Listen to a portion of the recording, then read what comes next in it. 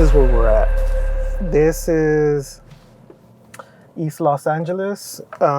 It is close to what was called Apachanga, a Tongva village. So we're heading more towards that way.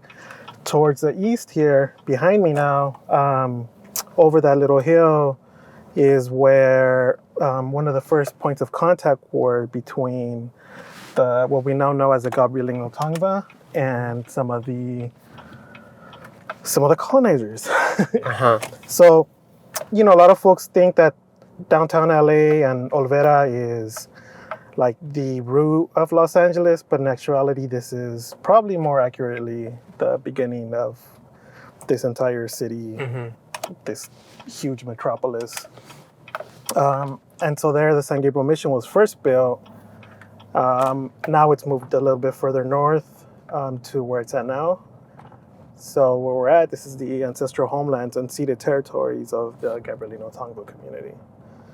And then this is East LA College here, site of a lot of activism from the Chicano movement, the East LA walkouts when students, primarily youth, organized against the Vietnam War, but also for better equitable education. It was also one of the sites for the '84 Olympics. And so at one point, this whole site of the school was covered with murals about see some of these over here around Cesar Chavez and like social justice movements. The ones on this side were more about like athleticism and the Olympics. For me, what's been kind of interesting about this whole place here is that it was also, it still is one of the COVID testing sites. First of all, thank you for the acknowledgement, because I think for us humans, it's always very important to just know where we are and the history of a place. So I'm always very glad to learn, especially when I'm here in the US, what happened before, as they say in all those series on Netflix, And thank you for taking the time to drive me on the road to change. I have to come very clean at the beginning, actually. I get very easily motion sick, very easily, but I had a very light breakfast for the sake of your nice car. And what helps most is a very good conversation. It helps me to not focus on my stomach and focus on, Good. So this is a matter of health that we have a good conversation. Awesome. Yeah, and I know that you are like a passionate and good driver. I better be. That's the one thing I don't want to get pulled over, because getting pulled over in LA is never a good thing, especially if we're brown. Yeah. So this parking lot was converted into a COVID testing site. It is not at the scale that it was before. You can see now it's just like one tent, but at one point, and like now you have just one driver getting tested. But at one point, this whole parking lot was filled with cars, and like it would take like about an hour just to get through here. But this is one of the first sites that went up. As you can tell, like even towards year 2 now, or year three, right? Yeah. There's still testing going on. Yeah, but it also shows how car-based the city is, It's like, I also saw in Germany some car testing sites where you get tested in your own car. Yeah. But this is like more normalized here, that you would drive in. And this is where I would come every couple weeks to get tested. Yeah. Sometimes, like I said, it would take an hour or so. Other times, it was quick and easy, like that one car right there. Whenever I would have a scare, like, somebody tested positive that I knew, it became very easy to jump online, schedule it, and show up 15 minutes later. So that made it, that was helpful. So, but this is like an example that there is a certain infrastructure that is offered for the community here. Yeah. Or is that not very representative? It is an exception to to what we're used to. It's an exception. So like when it first went up, I think it felt for people like, oh shit, like they're actually doing something, because normally they wouldn't be doing anything. Like this school here, this community college, was growing up a joke. Like, I didn't want to go to college there. Like, so it was a bad thing if you. It was underfunded. It was, like the buildings. I mean, now it looks really good. They've done a lot of work to improve it, but it was neglected. It was just like the rest of the community was really neglected. So that's kind of like the trust factor with the county around just like the resources. So that's actually our topic for today: public trust in society, but also in state institutions. I don't know if you could maybe elaborate a little bit about trust from an indigenous perspective. Absolutely. So this is where I grew up. This is the Maravilla projects, the housing projects. It does not look like a typical housing project because they were built very much later in the housing project initiative, I guess, whatever. This like public housing. Mm-hmm. So they started to make them look nicer. Yeah, these were built more in the 70s, late 60s. So it doesn't look like the barrack style ones that we'll see later on today in Ramona Gardens. And, a lot of policing here also. The California Highway Patrol Station up that way at the park. There was a park like a sheriff's park system substation.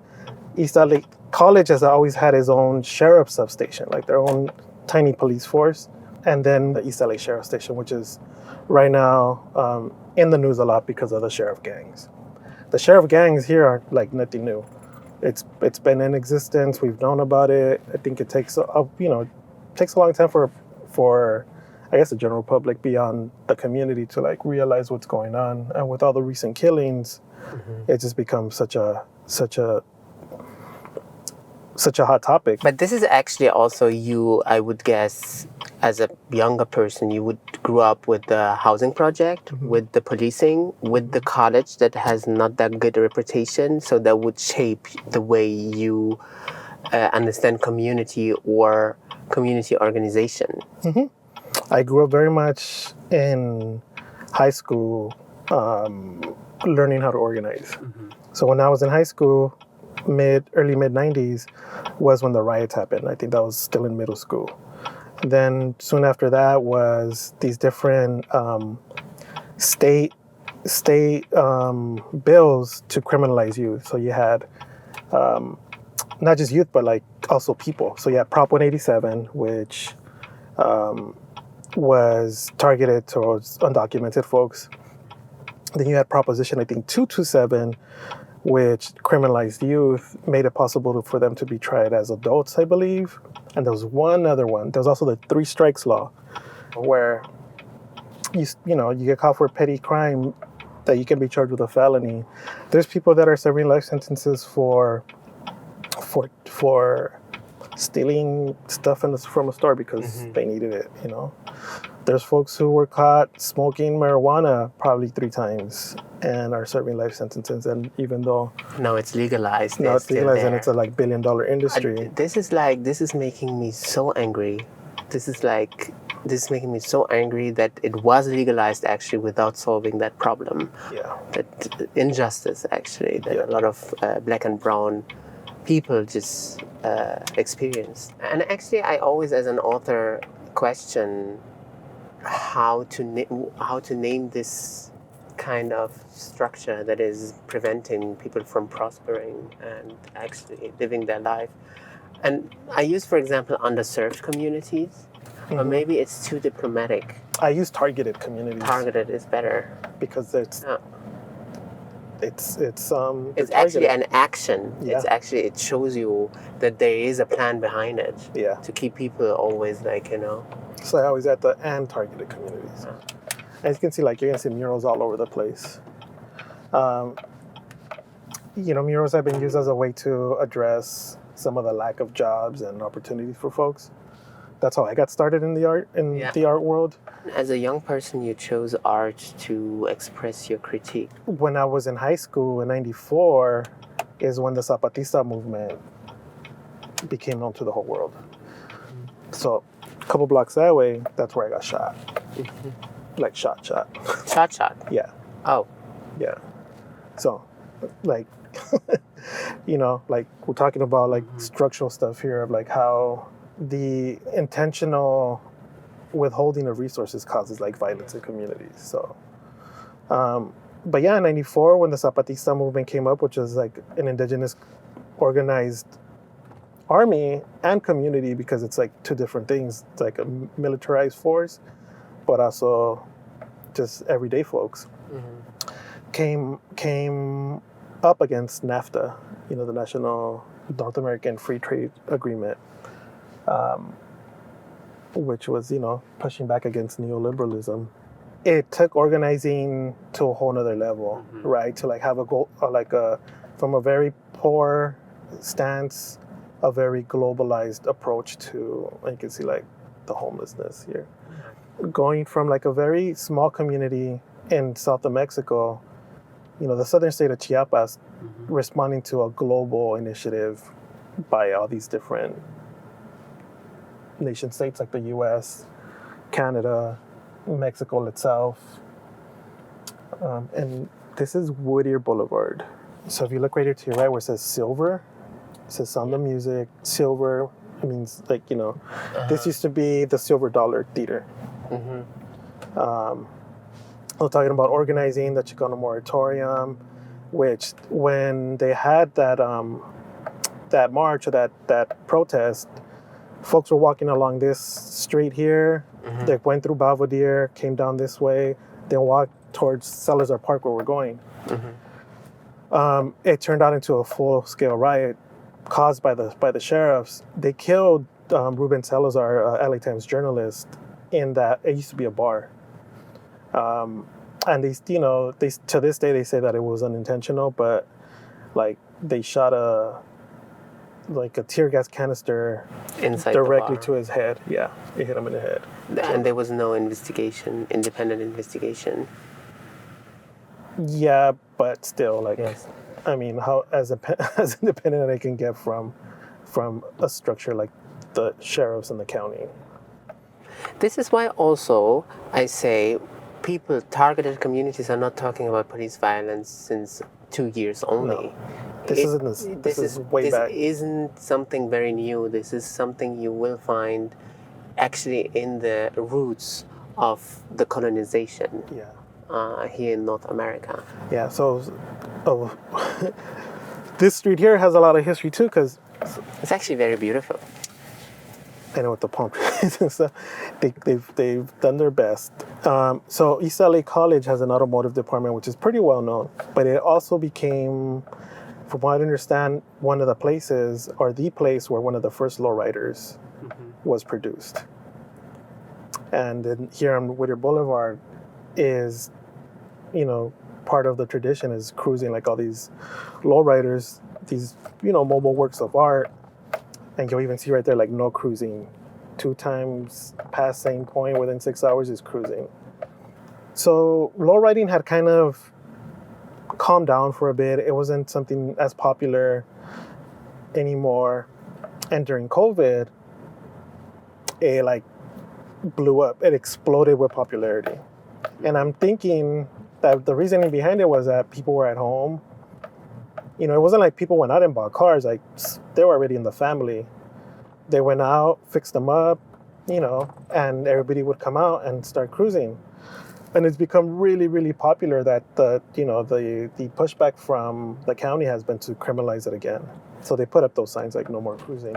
People still cruise. Like, they're not gonna,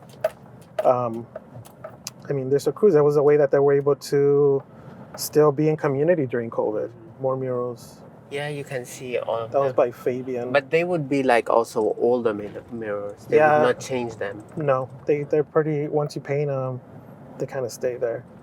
So that one's by Fabian Devora, another artist who kind of grew up similar to the way I did, unintentionally involved in gangs and whatnot. So he's been able to also kind of use art as a way of helping other youth. He's part of Homeboy Industries and started the Art Academy through that.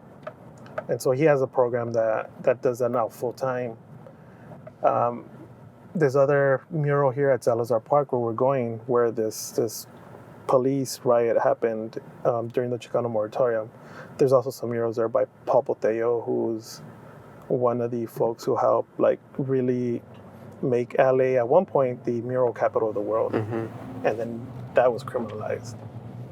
And so Philadelphia is now the mural capital of the world. Well, I was in Philadelphia. They also have a lot of mirrors, but it doesn't make... There also, why would you criminalize this? Like, but why would you... Well, part of it was... people? I think part of it was... See, and now you see the lowriders moving up ahead.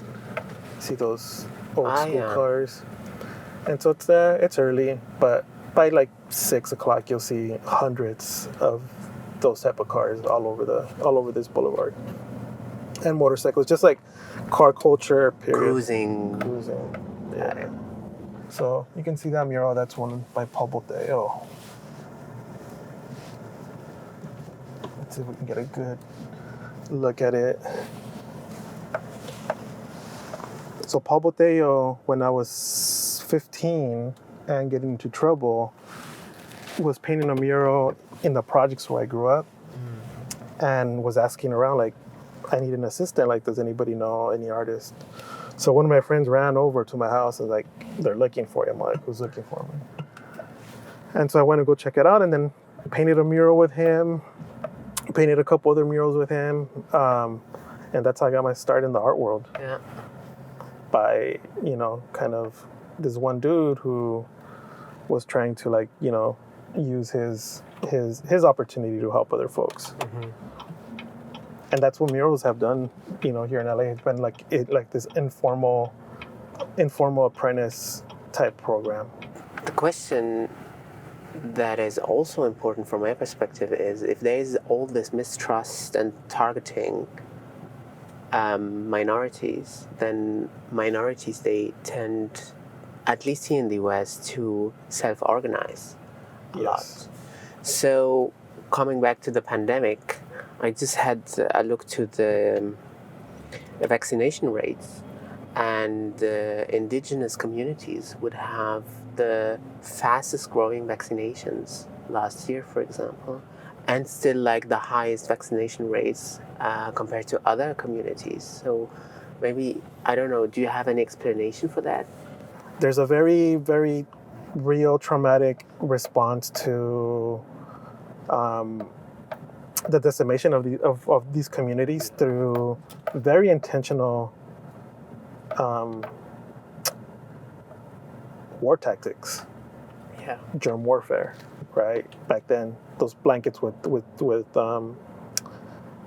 smallpox, decimated communities. That was intentional, right? So we know that in some regard, something like a vaccine as a deterrent to catching COVID was a parallel to having some sort of some sort of defense. Even if you still had some mistrust towards a vaccine because it's coming from the government. Yeah, not towards the vaccine itself, but because it was promoted by the government. Yeah, but I think, this connects to the second thought that I have, is that here in our homes, like, our grandparents live with us. Mm-hmm. Like, my mom and father live with my sister. So however she feels about the vaccine is secondary to the well-being of my parents. And I think a lot of folks were able to kind of put aside some of their own political thoughts around whether they felt the vaccine was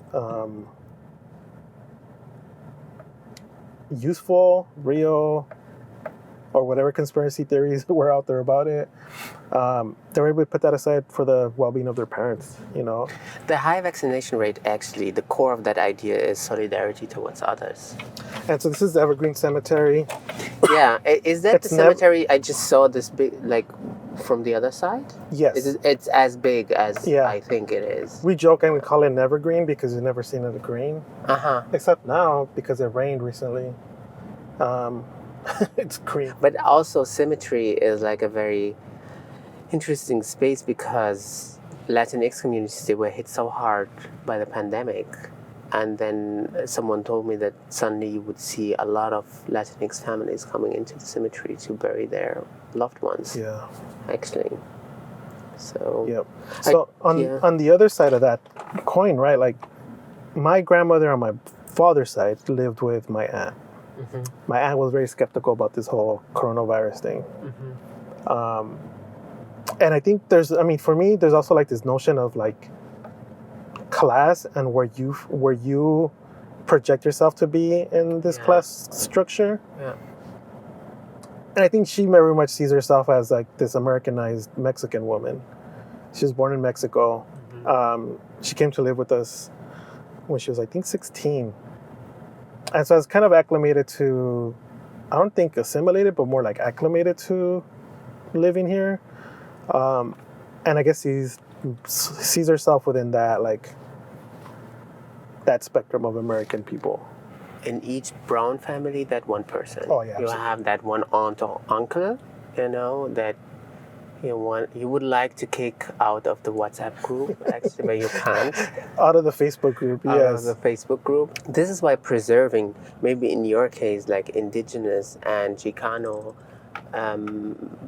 traditions of respecting the elders, for example, or fact-checking is a resilience for minorities, for targeted minorities, actually. Yep. This is how you are supposed to survive in this country. Yeah, so like society. We even put murals on hospitals. Yeah. There's like I can glass see, tile mural. Oh, that one looks very nice. Yeah, there's a couple other on the other side. This is like White Memorial Hospital. And well, speaking about that, right? Like I didn't even think about this. Like White Memorial's been in this community for a long time. You can see like this whole they've really stretched out this community. Mm. But people trust some of these hospitals. Like I think there's this weird dependency on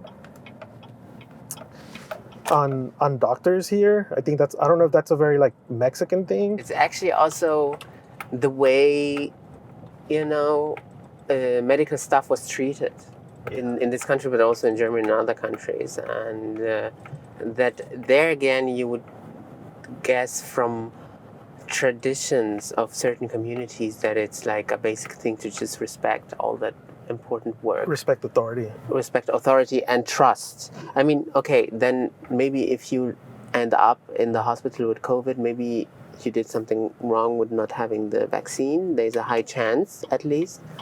But then at least trust in the knowledge that these people have to cure you. Yep. Sometimes it's very, abstract when people like us, we talk about race or class. But you can make it very concrete and very clear that we are talking about important issues, for example, preventing a pandemic. Yeah. By asking the question, yes, you might have the resources to grab the land or mess up with the nature, but is that a good idea for the society as a whole? So more murals here. We actually helped design and paint that one on this side, and so there's a bunch of murals in these. So in comparison to the projects in East LA, like see how these are very much barrack style projects, and these are more from like the 1920s. So there is this whole theory about self-organization of targeted communities that is developed in the Middle East, Middle Eastern and African countries, where you have sometimes also just an absent state. Mm-hmm. It's not there. And when I studied, I read a lot of theory and texts about that, and it's very simple that a lot of researchers would find that people, they just would try to organize services by themselves. For example, if you don't have a refrigerator, they would organize a community refrigerator, for example.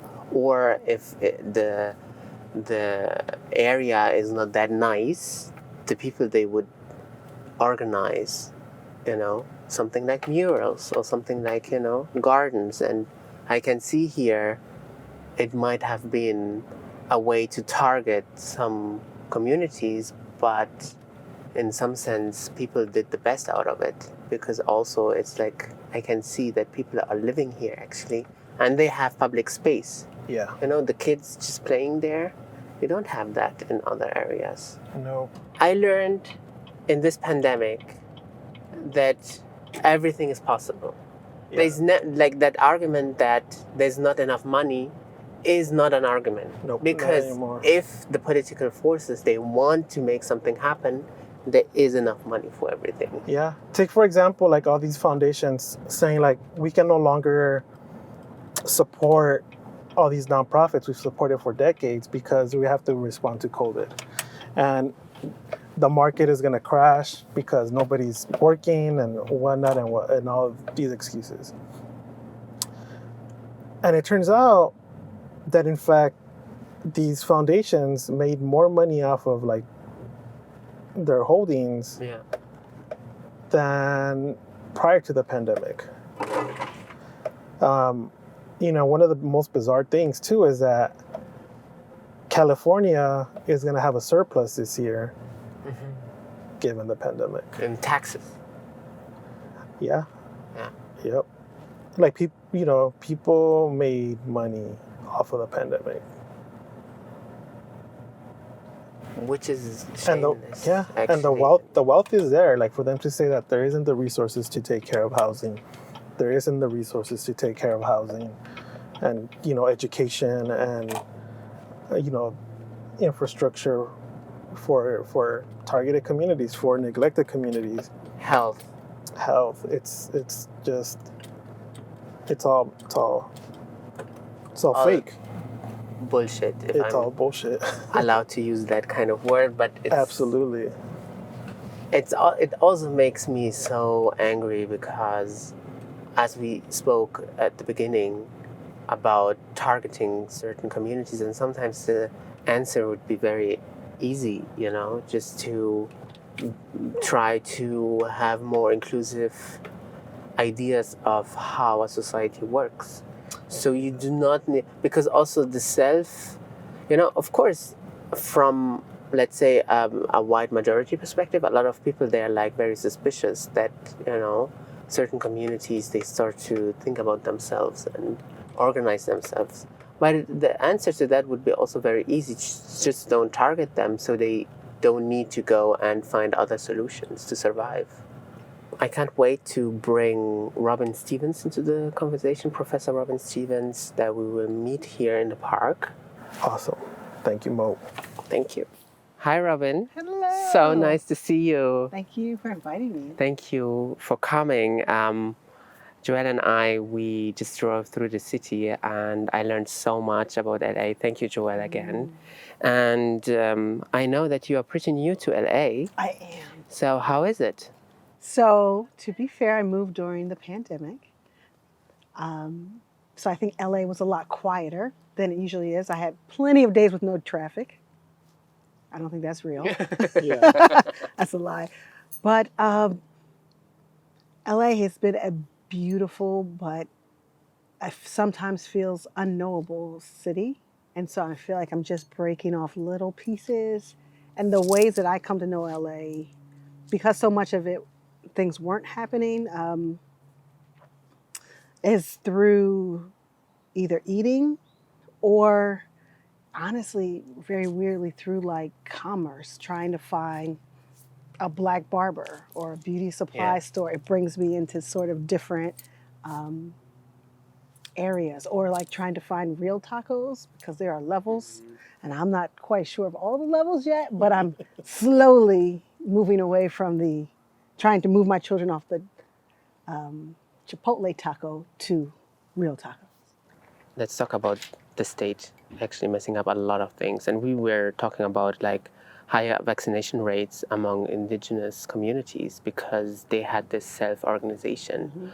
Also the fact-checking within the community. So it was looking at the data for different communities in the US. And I think it's a myth to say that Black communities, they are always, they have always not so high vaccination rates, because actually in DC, something happened in DC, and there you have like most of the population, also black communities, being vaccinated, but at the same time, you can see in the data that a lot of black communities, they were very suspicious at the beginning. And there where you come your expertise, because you work on communication and health. Mm-hmm. So maybe you could explain to us actually what happened in the last 2 years here in the US. And I think one big fallacy around health disparities is that when you see a disparity in a community, so black people are more likely to die from COVID or higher hospitalization rates or any disparity, really. Really what the disparity typically reveals, and let me know if this is true for your communities, is the product of racism, access, deliberate ignorance of a community, less than it is about individual behaviors. So for example, with HIV, which is our earlier pandemic, continued, but our endemic now. And still pan. Yeah, but it was pre-DASIS, right? Yeah. Black Americans have higher rates for the last 20 years of the pandemic, but they also have higher rates of condom use, significantly. Okay. Higher rates, and lower rates of sexual risk behavior. So it seems like the disparity is a paradox, because it seems like because of the outcomes, individuals are more risky, when really they're practicing more safe behaviors. But the drivers aren't individual behavior, the drivers are systematic. So it's almost like no matter how fast you run, you may not be able to outrun the system, right? So when we think about COVID, there are absolutely, I can't speak to every black community in the United States, and they're so diverse and so much heterogeneity. But one thing we see is when people who are a part of the community get resources, they can design messaging that makes sense. They can deliver it from people who are already trusted sources in the community. So like that goes a huge way, to have the pastor of a church or the doctor that is the pediatrician in the neighborhood. Like that can help overcome distrust of the federal government. When you can talk to someone, because there's absolutely 100 reasons to distrust the federal government. But federal, it's about the federal, or would you say? Slavery was federal, so I'm gonna go federal. Yeah, okay. But it could also be, and it may be experienced at the state, local. Here you seem to make distinctions between the county and the city. Yeah. But we were talking about the sheriff that you just, we don't have sheriffs. I'm not as familiar with that system. In Philadelphia, we have a police department in Philadelphia. Yeah, it's bad enough. Okay. So I'm just saying, like sometimes what looks from the stats like a community it's easy to misread disparities as individuals making unhealthy choices, and really disparities are more often about the experience of being a person of a certain color or skin color and having to navigate the medical system here, or having to drive to a testing center 2 hours away. Or, I remember testing centers here vaccine centers here, this is anecdotal, when vaccines were hard to get. And so we drove past, I think it's Kedron, it's in a black neighborhood, and they were supposed to be doing targeted vaccine distribution based on communities that had higher rates, and the line around Kedron had no black people in it. Yeah, same thing in Boyle Heights. It was like that too, and I was just like, wait, you are importing into these communities that already have less access, and you're like, oh, this is my opportunity to get tested. I'll just go to the black neighborhood. Yeah, but people that they would be poor or what? Well, the vaccines were free. For free, so, or they needed to go to work, or they had or it was just the mistrust that the people that they want to see what happens with white people when they get it, and then lack of communication. Yeah. Lack of. They didn't know. They didn't know. They didn't know. It was very simple. I think there was it really was, to me, and I think some, like the Baltimore Health Department did a really good job. Mm-hmm. They did a really good job, so you can see some of their rates. But people need answers to the questions they have, right? And so if the state or the county is answering questions for like the average middle class work from home, I could order my groceries person, and that is what you're explaining, you'll be sick for 2 days, but that doesn't help someone who can't be sick for 2 days, right? Yes. So they're or people who employers wouldn't let them leave to go get tested. They did not have that capacity. So the shift is, and you saw this late in the pandemic, we finally start bringing vaccines to people instead of asking people to come to vaccines. You have to negotiate with employers, say everybody gets 2 days off, right? But not just everyone who already has a 401k and a vacation package. Like, I need people who are getting paid contract. I need people who are getting paid under the table to be able to take time off if you get sick, because some of the vaccines did make you feel kind of horrible for a minute, right? So I don't think it was just distrust or mistrust. I think there was also really a logistical issues. I think there's really poor communication. And I think not having that community, I think the rollout should have pulled community activists, should have pulled organizers who were already there, right? Answered all of their questions. Mm-hmm. We knew the vaccines were coming, so we could have been doing community engaged work to prepare communities for months. But I don't know if that happened. I don't know. Did you see? So here in LA, there's two entities that serve the Native American community, Native American and American Indian community, and that's through federal funding. For them, it wasn't like they were shifting to doing this like new model of delivering supplies to people at homes. They were already doing that. Mm-hmm. So for them, it was nothing different to then add on to what they were already doing. Mm-hmm. They were already picking up people from homes because they don't have cars, or youth that don't have the ability to travel through public transportation. Mm-hmm. They were already used to picking them up to take them to activities. So that just got inverted, and instead of, taking them to places, they were delivering activities to them. That network was already there. So that also kind of made it easy for them to, like you said, like it was a trusted source of like saying like, okay, we're doing this vaccination clinic, mm-hmm. and people going to that one spot. We trust them, we're going to get it done there. Whereas then you have other organizations that, I don't know, say that they're community-based, and then they just struggle to really figure out who their community was in that moment. Like, who is it that you're serving? And if you're saying you're serving this Latino, Latinx community, then why don't you know how to deliver? Because you haven't been there delivering. Well, yeah, because that network doesn't exist. The trust doesn't exist. So even when we're getting money to be like mouthpieces for the county, mm-hmm. the city, and all these efforts around COVID, they still don't know who to deliver that to. Mm-hmm. Like, there's that disconnect between the organization, the institution, and then community members. It was a really small organizations that knew their networks really well, that knew the señoras and the grandmas that can say like, we need you to come in and take care of yourselves and get vaccinated, that people were like, all right, cool, or we have supplies for you. We have food distribution set up for you. Like, come pick this up, or we're going to deliver. That, like, knowing who's who and where they're at is the bulk of the work. Driving or setting up, like, volunteers to go deliver stuff, that's easy, right?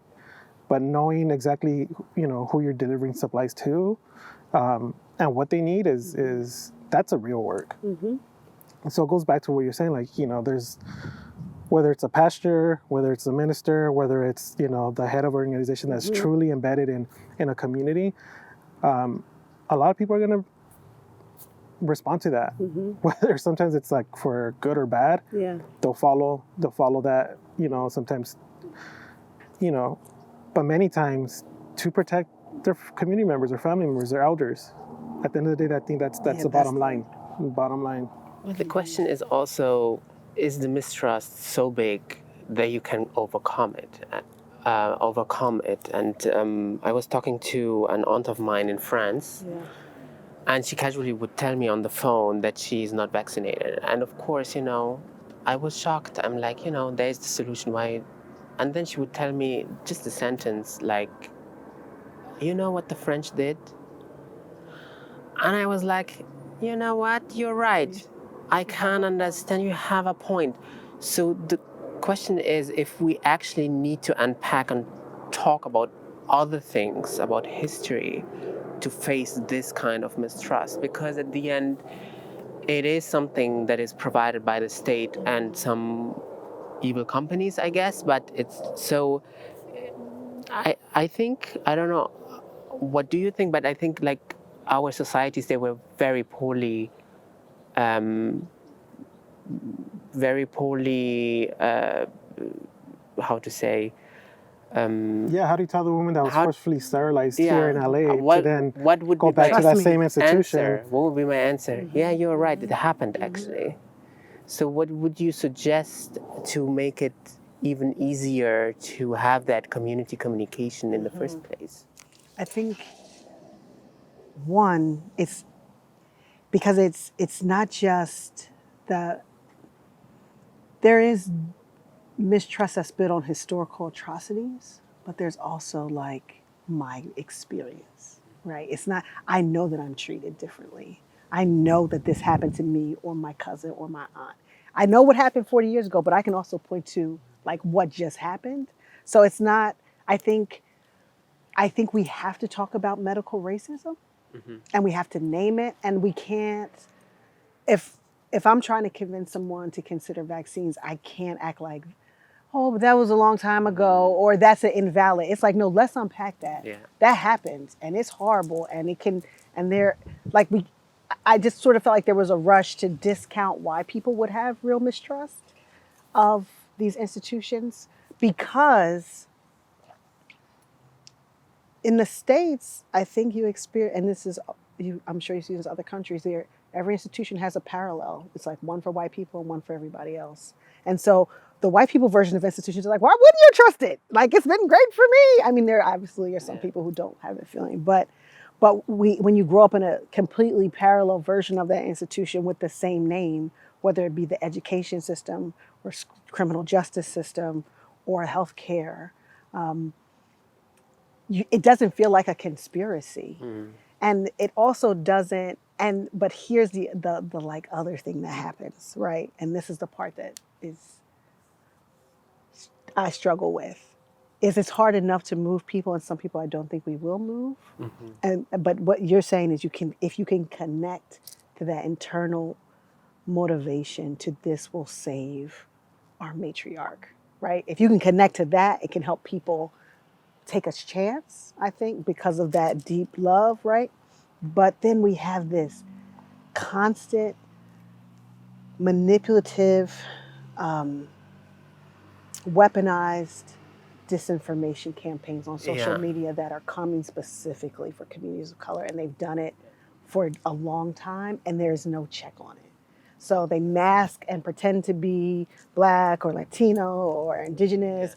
They say some of the right things, they talk about some, but they're really just there to politicize, to polarize, and ultimately to harm our communities. But there's very little, like there's no tech outcry about that, right?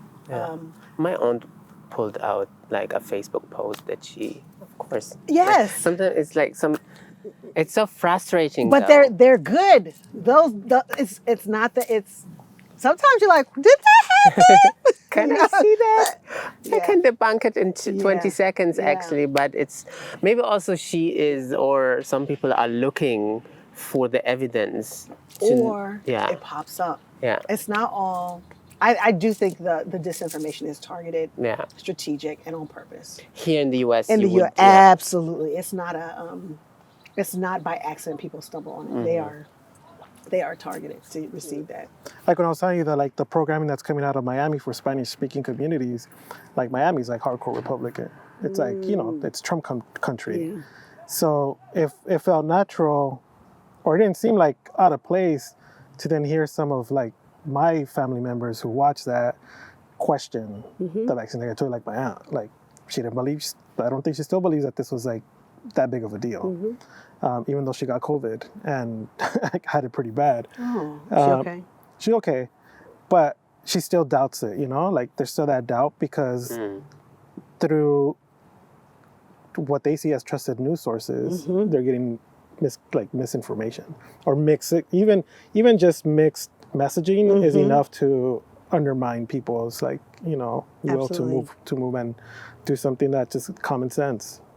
I think the CDC actually has done a really bad job. In communications, you mean? About this, yeah. I think they've done a really bad job. And I'm not alone in that. I think a lot of public health professionals are like, you're making it worse. Even recently with the deciding to drop masks, but also changing the metrics of what is a community spread at the same time, you don't change the measurement, right? To say that, oh, the United States was red, but now it's orange and yellow. How did we drop so fast that we changed the metric? But we know some people are only going to look at the difference in color, right? So mixed messaging, maybe. I don't know if it's mixed or it's politically motivated. And at the end of the day, we are a country, not all the people in the country, but we are a country founded on greed. And so I guess I should not be surprised when greed is the motivation for the major decision makers. I don't think we make decisions for health and well-being first of people. Our communities will look very different. Yeah. I'm learning each day more about Los Angeles, and I just had a friend of mine, she's a Black author, American-German Black author. And after 2 days, she was for the first time in LA. So I was like, I was a tour guide. I'm like, okay, this is Santa Monica, this is the pier. And then after 2 days, she looked at me, she was like, where are the Black people? And I was like, I don't know, actually. And it's so frustrating that also in a city like Los Angeles, I don't want to use wrong words, but there is this segregation actually happening without that you have that state pointing out where you have to live or not. It's like kind of, it's in the nature of how, it's in the built environment. It's maybe same thing like the housing DNA. Projects contain Spanish-speaking communities to those areas. Yeah. With the Black community, like the idea of Baldwin Hills, right? Like the Beverly Hills of Black people. Yeah. And next year you have Crenshaw, right? Where like we know like all the history around the 90s, around, gang culture on Crenshaw. But you have Baldwin Hills. To know that prior to that, that was a testing ground for fracking. Mm-hmm. I didn't know that. So LA was one of the sites that like perfected fracking. So when we talk about like pipelines and all that stuff, like there's this added responsibility here in LA to be like, we're still the largest urban oil field in the country. Baldwin Hills is where they perfected fracking. There was a tragedy in the 50s where that lake, that man-made lake, or dam broke and a bunch of people got killed down at the bottom of the hill. Oh, wow. Covered it up, covered up the site, Baldwin Hills. And all of a sudden, like, you make it nice for folks to like. And this is making it. Yeah, and now you have the access to housing, but you're still contained in this area that was like this testing ground for the climate crisis that we're in right now. You put pretty stuff on it, and it's like, yeah, you can live here, but nobody knows the history of that place, and nobody knows that like it was Black people that got killed there because of you were living next to an oil field. That's fascinating. But it's now the Beverly Hills of the Black community in Los Angeles. And it's this big. Yeah. Yeah.